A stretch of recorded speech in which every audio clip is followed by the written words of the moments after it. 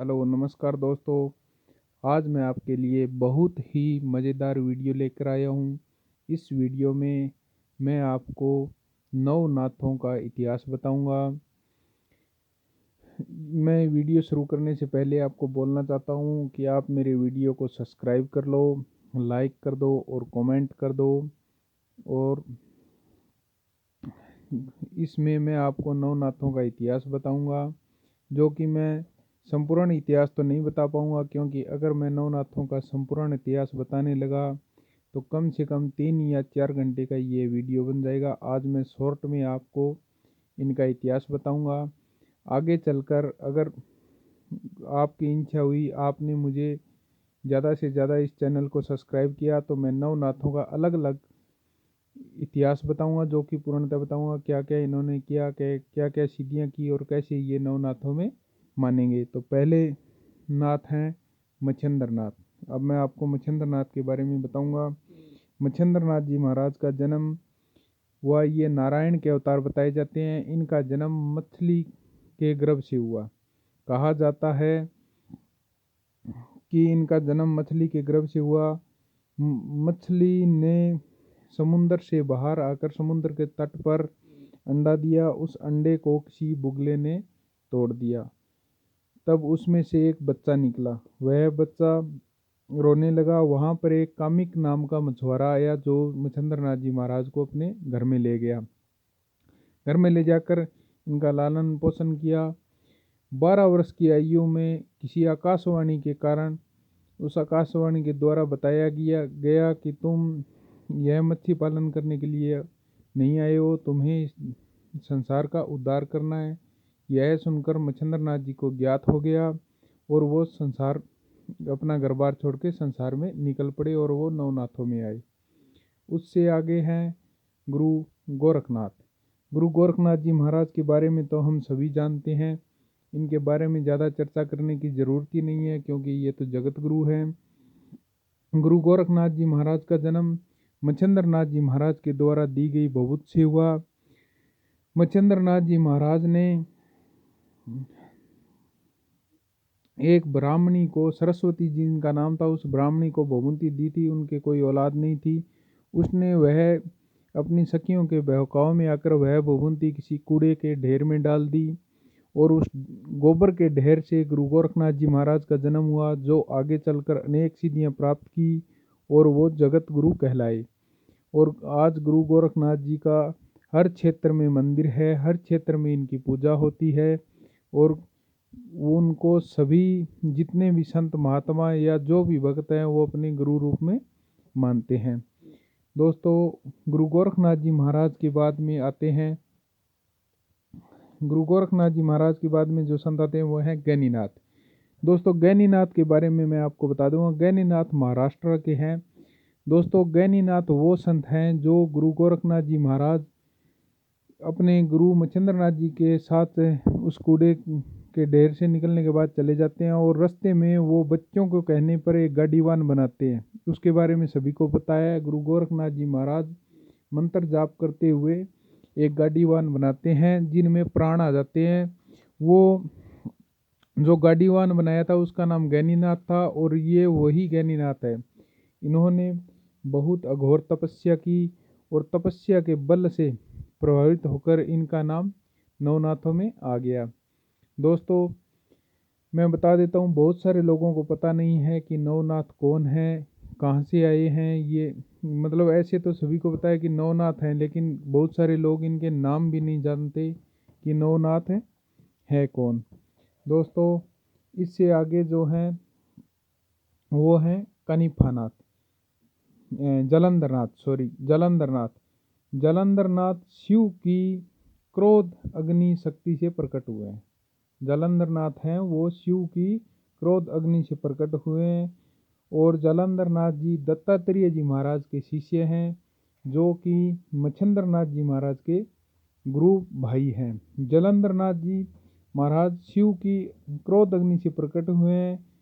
इसके चलते हुए वो बहुत ही क्रोधित संत हुए, जिन्होंने अनेक विद्याएं हासिल की और इनका उल्लेख शिव पुराण में भी किया गया है।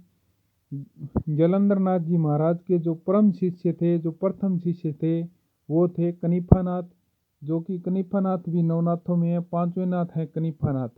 कनिफानाथ के बारे में मैं आपको बता देता हूँ। इनका जन्म कर्नाटक में ब्राह्मण परिवार में हुआ था। कनिफानाथ का जन्म कर्नाटक में ब्राह्मण परिवार में हुआ था। ये जालंधर नाथ जी महाराज के प्रथम प्रधान शिष्य थे।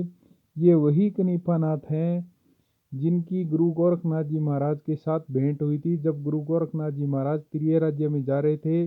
उससे पहले वे कनिफानाथ से मिले थे, और जब कनिफानाथ ने इनको वो आम खिलाए थे और अपनी शक्तियों से आम तोड़े थे, और गुरु गोरखनाथ जी महाराज ने अपनी शक्तियों से उन आमों को वहीं पर वैसा का वैसा वापस लगा दिया था।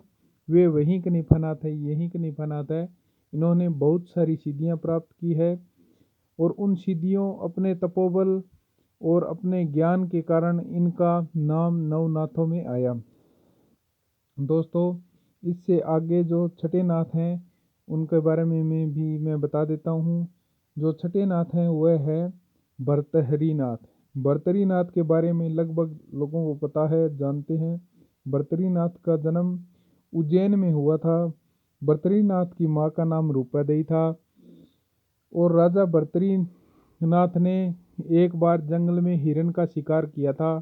शिकार करते समय इनकी भेंट गुरु गोरखनाथ जी महाराज से हुई थी। गुरु गोरखनाथ जी महाराज से भेंट होने पर भर्तृनाथ जी से आपस में इनका युद्ध हुआ। उसके कारण फिर भर्तृनाथ जी ने कहा था गुरु गोरखनाथ जी को कि तुम इतने बड़े संत हो तो इसको जीवित कर दो। यह सुनकर गुरु गोरखनाथ जी महाराज ने उस हिरण को जीवित किया था। जीवित करने के बाद में उनको अपना शिष्य बनाने के लिए कहा, तो भर्तृनाथ जी महाराज उन गुरु गोरखनाथ जी महाराज के शिष्य बन गए। जो कि भर्तृनाथ जी महाराज के कुछ ही दिनों बाद राज्य करने पर उन वो अपनी एक रानी थी, उससे पिंगला, उससे बहुत प्रेम करते थे, और उस रानी से धोखा खाकर वह संत बन गए। उसी कारण भर्तृनाथ जी महाराज ने आगे चलकर बहुत सारी तपस्याएं की, बहुत सारा ज्ञान प्राप्त किया। उसके चलते हुए उनका नाम नवनाथों में आया और वे छठे नाथ हुए। दोस्तों, सातवें नाथ हैं रेवणीनाथ। इनकी जन्म कथा थोड़ी विचित्र है, इन सभी संतों से अलग है। वैसे तो सभी संतों की जो जन्म कथा है वो विचित्र ही है, क्योंकि ये किसी न किसी देव के अवतार हैं। लेकिन अब मैं आपको बताता हूँ रेवणीनाथ। रेवणीनाथ एक बहुत बड़े संत हुए हैं, जो कि ब्रह्मा जी के सौपन दोष के कारण उनका वीर्य रेवणी नदी के किनारे जा गिरा, और जिस मिट्टी में उनका वीर्य गिरा उससे एक बच्चा उत्पन्न हुआ। जो कि वहाँ पर बच्चा प्रकट होने के बाद वह जोर जोर से रोने लगा। तभी वहाँ से एक नारुद नामक व्यक्ति, जो कि किसान था, वह वहाँ से गुजर रहा था, जो जिसके कोई भी औलाद नहीं थी। वह वहाँ से गुजर रहा था, तो वह उस बच्चे को रोते हुए देखकर अपने घर पर ले गया। घर में उसका लालन पोषण किया। कहते हैं कि 12 वर्ष का जब रेवणीनाथ हुआ तब उसकी भेंट दत्तात्रेय जी महाराज से हुई थी, और दत्तात्रेय जी महाराज ने रेवणीनाथ को देखते ही इनको पहचान लिया कि ये तो साक्षात नारायण के अवतार हैं। और अगले हैं नागनाथ। नागनाथ नागिन के गर्भ से उत्पन्न हुए, प्रकट हुए। कहा जाता है कि चंपावती जिले पर कुछ शत्रुओं ने आक्रमण कर दिया था, और तभी चंपावती की सीमा पर नागनाथ ने आकर धूना रमाया। उस धूने के तप से चंपावत जिले के अंदर कोई भी शत्रु घुस नहीं पाया। यह देखकर वहाँ के जो राजा थे वो नागनाथ जी महाराज के शिष्य बने, और उन्होंने चंपावत जिले में नागनाथ जी महाराज के अनेक मंदिर बनवाए, जो कि आज भी वहाँ पर प्रसिद्ध हैं। नागनाथ जी महाराज के मंदिर चंपावत जिलों में अनेक जगह पर स्थित हैं।